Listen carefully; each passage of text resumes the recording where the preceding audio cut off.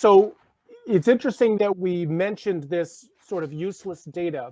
One of the main hurdles we were trying to cross last year with the Google Litmus partnership was contextualizing the tags while they were coming in. No matter what, everybody's got a temp underscore tag underscore 14. And one guy knows what temp tag 14 is when he said it, and he's going to retire eventually.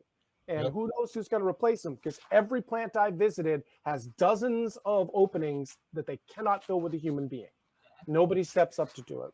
So one of the challenges we had was trying to give as much context and as much metadata around the tag as possible at the time we were storing it, because we will lose that tribal knowledge. We'll lose the loop where we can ask what the original design intention was. So in two of the big POCs that we did last year, one, we were wildly successful. This was the ag company. We had great engagement from the customer.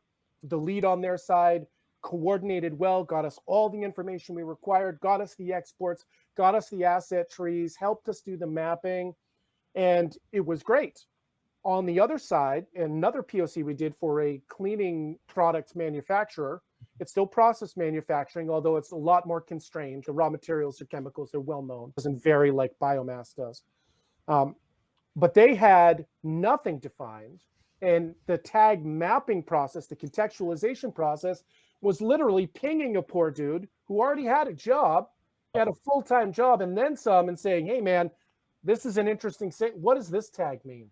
And he'd actually have to go through the step logic. He'd actually have to open it up and see what was being sampled to then give us the context and say, I think that's the temperature at the end of the cutter based on what he's looking at. So adding the metadata when it's first sampled, when it's first used, closest to the edge, closest to the source, is the best thing you can do to drive any of these cloud ML use cases and avoid the data lake of junk, or the data swamp, as they call it, that you were describing, Dave.